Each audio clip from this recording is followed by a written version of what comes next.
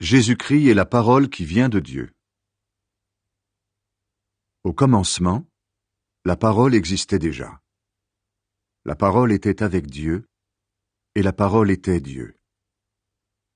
Au commencement, la parole était avec Dieu. Par elle, Dieu a fait toutes choses, et il n'a rien fait sans elle. En elle, il y a la vie, et la vie est la lumière des êtres humains. La lumière brille dans la nuit, mais la nuit ne l'a pas reçue. Dieu a envoyé un homme qui s'appelait Jean. Il est venu comme témoin pour être le témoin de la lumière, afin que tous croient par lui. Il n'était pas la lumière, mais il était le témoin de la lumière. La parole est la vraie lumière. En venant dans le monde, elle éclaire tous les êtres humains. La parole était dans le monde, et Dieu a fait le monde par elle, mais le monde ne l'a pas reconnue. La parole est venue dans son peuple, mais les gens de son peuple ne l'ont pas reçue. Pourtant certains l'ont reçue, et ils croient en elle. À cela, la parole a donné le pouvoir de devenir enfants de Dieu. Et ils sont devenus enfants de Dieu en naissant non par la volonté d'un homme et d'une femme, mais de Dieu.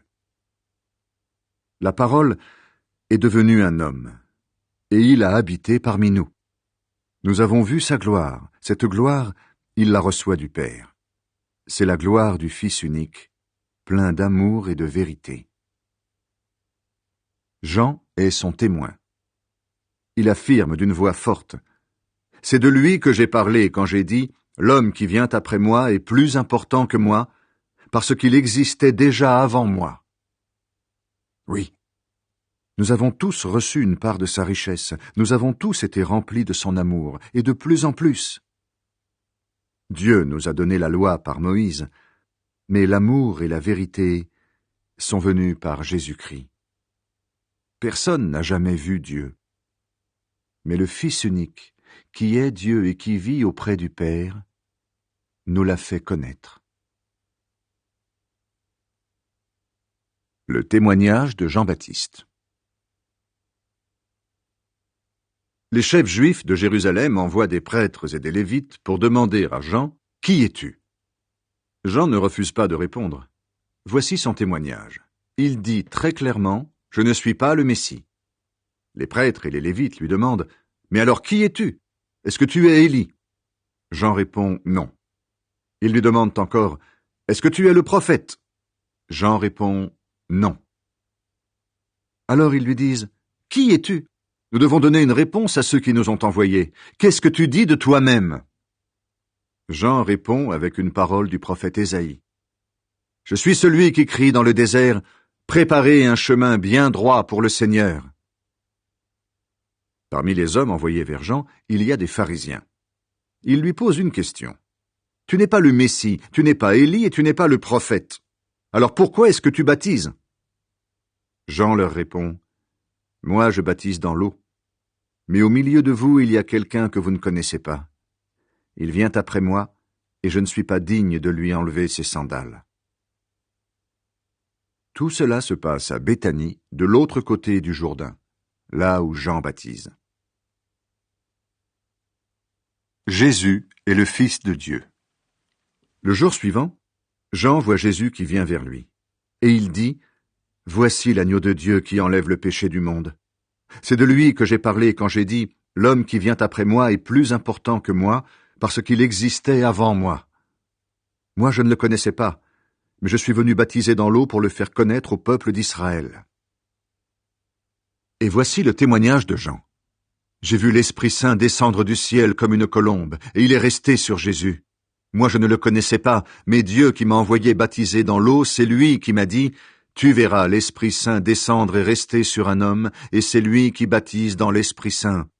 Moi j'ai vu, et j'en suis témoin. Cet homme-là, c'est le Fils de Dieu. » Jésus appelle ses premiers disciples. Le jour suivant, Jean est là de nouveau avec 2 de ses disciples.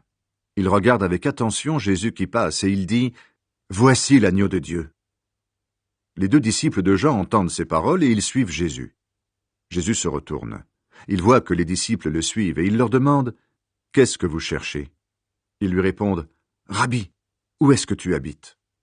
Le mot « rabbi » veut dire « maître ». Jésus leur répond « Venez, et vous verrez. » Ils viennent, ils voient où Jésus habite, et ils restent avec lui ce jour-là. Il est environ 4 heures de l'après-midi. L'un des 2 hommes qui ont entendu les paroles de Jean et qui ont suivi Jésus s'appelle André.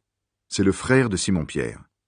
André rencontre d'abord son frère Simon et il lui dit « Nous avons trouvé le Messie !»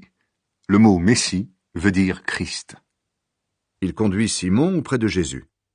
Jésus regarde Simon avec attention et il lui dit « Tu es Simon, le fils de Jean. Tu t'appelleras Céphas. » Ce nom veut dire Pierre. Le jour suivant, Jésus décide de partir pour la Galilée. Il rencontre Philippe et il lui dit « Suis-moi ». Philippe est de Bethsaïda, le village d'André et de Pierre. Ensuite, Philippe rencontre Nathanaël et il lui dit « Dans la loi, Moïse a parlé de quelqu'un. Les prophètes aussi en ont parlé. C'est Jésus, le fils de Joseph. Il est de la ville de Nazareth. » Nathanaël dit à Philippe « De Nazareth. Est-ce qu'il peut sortir quelque chose de bon ?» Philippe lui répond « Viens, tu verras. » Jésus voit Nathanaël qui vient à lui, et il dit à son sujet « Voici un vrai Israélite. » Cet homme-là ne sait pas mentir. Nathanaël demande à Jésus « Comment est-ce que tu peux me connaître ?» Jésus lui répond « Avant que Philippe t'appelle, je t'ai vu. Tu étais sous le figuier. » Alors Nathanaël lui dit « Maître, tu es le Fils de Dieu. Tu es le roi d'Israël. » Jésus lui répond « Je t'ai dit, je t'ai vu sous le figuier, et c'est pour cela que tu crois. Tu verras des choses beaucoup plus grandes. » Et Jésus ajoute « Oui, je vous le dis, c'est la vérité, vous verrez le ciel ouvert, et les anges de Dieu qui montent et descendent au-dessus du Fils de l'homme. »